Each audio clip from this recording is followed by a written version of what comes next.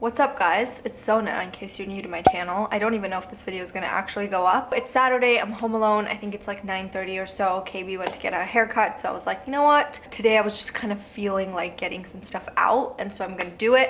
And if it turns out okay, maybe I'll share it. And also maybe inspire some of you guys out there who may be curious or want to pursue, whether it's being an influencer or starting your own business. I'm gonna start with telling you guys a little bit about my background because I think it does matter. So I was born and raised in Armenia. I moved here when I was 12 years old, so an immigrant. What? You know, we went through a lot of struggles. My mom came first and she worked her butt off. She had 3 jobs, worked really hard to pay for all the attorneys and make sure that she can bring her family here. Ooh, I get chills when I think about it. Anyway, so long story short, she worked her butt off and brought my brother, my dad, and I here. I was 12 years old. I turned 12 on December 9th, and then we came on December, I think it was like 26th or something like that. I was definitely like miserable. I was a teenager and I just was like so lost, and the school was just so big. It was really hard for me. I think the first week of school, I had to take a test, and it was for my English class. Obviously I was in ESL, didn't speak English, I was new to the country.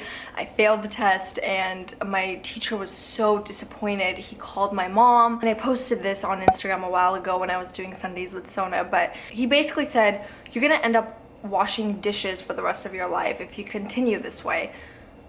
I was like, what? So anyway, long story short, I did go through a lot of struggles and not just myself, of course, like every single immigrant kid goes through this, right? Like it's not an easy transition to come from a whole different country and then try to adjust to new settings, new schools, new everything. So you know, it took about 2 years for me to adjust, and I think those 2 years I spent most of my time in my bedroom. Well, I didn't have my bedroom, I was sharing a room with my brother, but still, we spent a lot of time reading. I don't know why, but it was something that helped me a lot. I honestly just loved it so much, and I think that it was really helping me learn English and also kind of not worry about, like, you know, not having friends or fitting in. After middle school, I was super comfortable. I think like once I got to high school, I was fine. I could speak English, and it was just like I was starting to feel a little bit more comfortable. The reason why I wanted to talk about that a little bit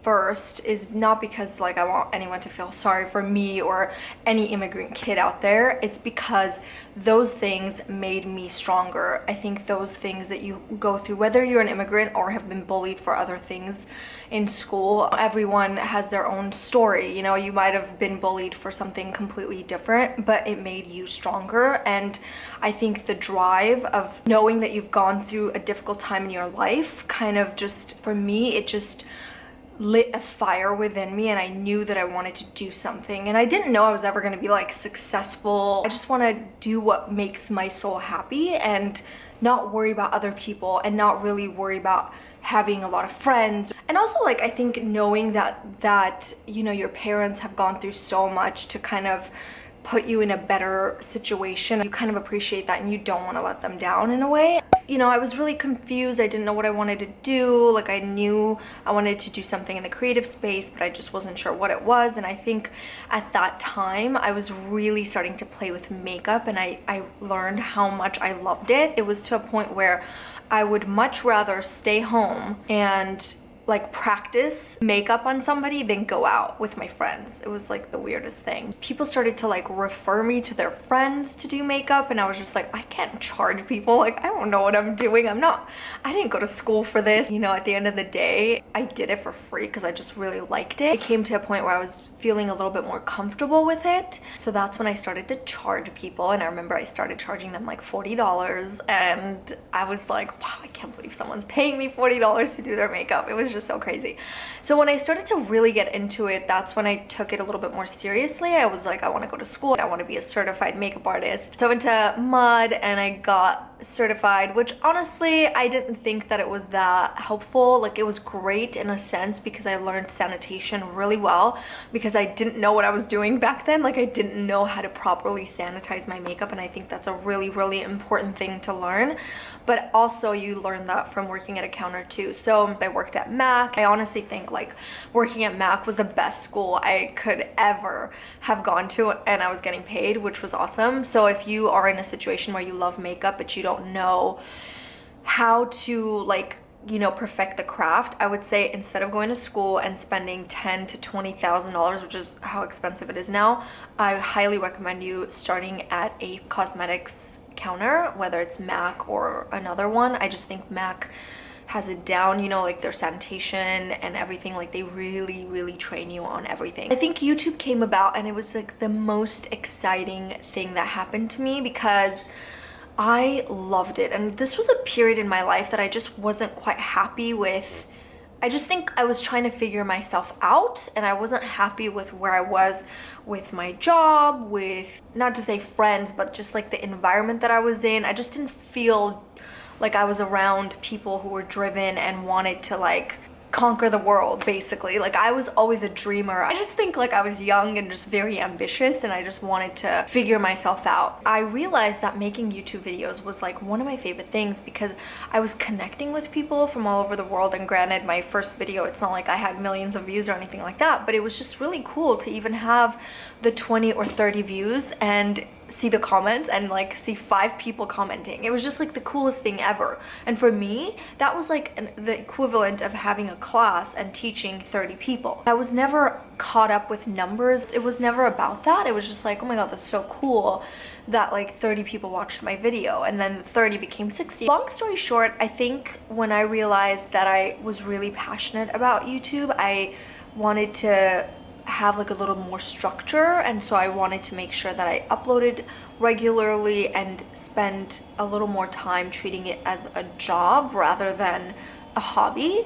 And it wasn't like I was making money, it was just more like, I'm gonna take this seriously and see where it goes. You know, it's like, it's kind of cool that all these people are watching my videos. Now it's a little different because, you know, everyone knows that you can make money being a YouTuber, and so I think a lot of people start it for the wrong reasons. But if I were to give one advice, it would be to just really follow your heart. I mean, it's okay for you to be like, I want to do this and make a living and be happy, but don't do it only because of the money, because people will read through the camera. Like, they'll know if you're doing it for the money. They'll know if you're doing it for views or whatever. Be yourself and share something that you love. Everybody has something that they love, whether it's makeup, cooking. So just do it for your own self and not think about the future as much in terms of money, you know? So when I met KB, I had this black notebook and I would write down everything that I wanted to do, and a makeup line was in there. This is when I had 5,000 subscribers, BT dubs. Like, I didn't have millions of subscribers or followers or any of that. This is something I wanted to do. And so I wrote it down, and I had like the name wasn't Persona Cosmetics because KB actually came up with that. It was like, oh my god, I'm not even gonna say it. It was so bad. Anyway, so I had written down everything from like how it's gonna go. I drew out how I wanted the packaging to be. It was so bizarre that I did this like without having money. I didn't have money. I lived with my parents. It's like, I don't know where I thought I was gonna get the money to start a makeup line. I mean, he didn't like the name, he didn't like the logo. There was this website called Logo Tournament, I think it was. I paid $300 for people to like make logos so that I could choose one that I liked. It was like a contest type thing, and he looked at my logo. He's great with design, KB, and so when he looked at my designs, he was like, I'm so sorry, I don't want to like crush your dreams, but this is not good. Like, let's think about this, you know, like maybe it's something we can create. I was just like, okay, so it's bad. There goes the $300. We like scratched that name. We scratched the whole idea. Finally, when we were married and we didn't have so many crazy things going on, that's when we really spent the time on persona and like really making it happen. We have an in-house graphic artist that we kind of like sit together and really understand like where we want the design to go. From every single thing we do not outsource anything. It's not like a turnkey operations where you're like, here is money, can you please do this for me? I think for us it was just about like making sure that everything had a purpose and everything came together full circle. For example, the identity palette was born first. I didn't want it to be just another neutrals palette, right? Like there had to be a reason behind why I want to do a neutrals palette. Yes, I have 10 years of experience. Yes, I'm a makeup artist. Yes, I understand color theory. Yes, I've gone to school, worked at MAC, all that. Like I have the experience to back it up. So when the identity palette was born, everything from the packaging to the name to the formula to the concept was so well thought out. Okay, so Persona Cosmetics, what does Persona stand for? It wasn't because Sona is in Persona. A lot of people think Persona has my name and that's why we chose it. It was honestly a coincidence. Like, honest to God, it was a coincidence. Persona to me is like the perfect name for makeup because you can be any persona, right? You can change your persona with makeup, and that's why I loved that name so much. So it really is a coincidence that Sona is in the name Persona. So then now what comes under Persona? What can flow with Persona? Identity. It could be different identities. And so the identity palette was born, and then the names of the shades had to be different identities. So sassy, charming, you know, chic, bossy, like these are all different identities. And so it wasn't just like randomly we were like, let's name something random because I saw it on the street or whatever. Like it was really well planned out so that everything flows and everything is kind of a beautiful story. I've always loved having brown eyes and I've always wanted to enhance my brown eyes. And I think I've always, like, especially when I learned color theory and the color wheel, I've always tried to incorporate colors that would enhance my brown eyes. I literally created these colors to enhance brown eyes, but I also wanted to make sure that it was going to complement all other eye colors because I didn't want to be like not inclusive. Do you know what I mean? In that sense, I just wanted to make sure that it was gonna enhance brown eyes. And of course now like people with blue and green and hazel eyes love the palette, and if you read the comments and the reviews and everything, like it's not just a palette for brown eyes, it's just, you know, it just has colors that will enhance brown eyes. And so there was a purpose, you know, again, it wasn't just another neutrals palette. And so when it came to the second product, I took my time, and that's why it took me a year to launch my second product. When the Cali Glow collection came about, I wanted to do a highlighter because to me, I think highlighters complete a makeup look. So for me personally, I wanted to bring back that glow, you know, that dewiness, and the type of makeup that I've always done,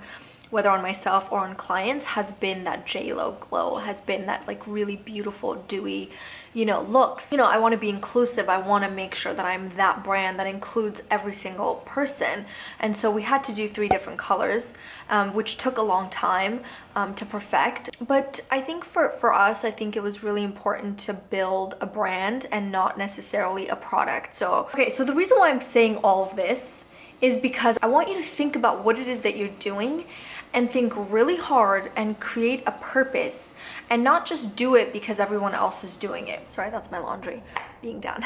I hope that that kind of inspires some of you guys to really go out there, and there are no excuses. If you're passionate about something, trust me when I say nothing will ever come in between your passion and putting something out there. So if you're really passionate about something, stop the excuses. And if you have excuses, just stop and think about it.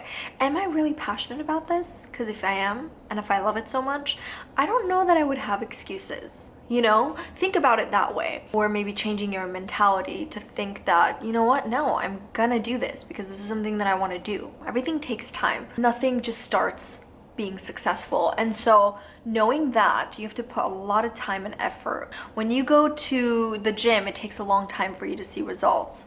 And when you start a business, it takes a long time for you to see results, you know? And I think like keeping that in mind will hopefully motivate you to go for it, you know? I mean, 3 years is nothing in the long run. If it's gonna take you 3 years to, you know, succeed, then that's nothing. You're gonna spend the rest of your life being happy doing what you love. So think of it that way. Anyway, I hope you guys enjoyed it. If you guys want to know a little bit more about equipment, if being a content creator is your thing and is your passion, I do have a blog post about like the cameras that I use, a little more advice there. So I'll definitely link those below if that's kind of like what you're more interested in. But if you like this video, give it a thumbs up. Let me know if you want to see more rambles from me. And yeah, I hope you guys are having an awesome week. Hopefully this kind of inspires you to start something. It's never too late. Don't ever doubt yourself. You can do it. I promise you, you can. I love you guys so much, and I wish you nothing but the best. Cheers to making our souls happy. Mwah.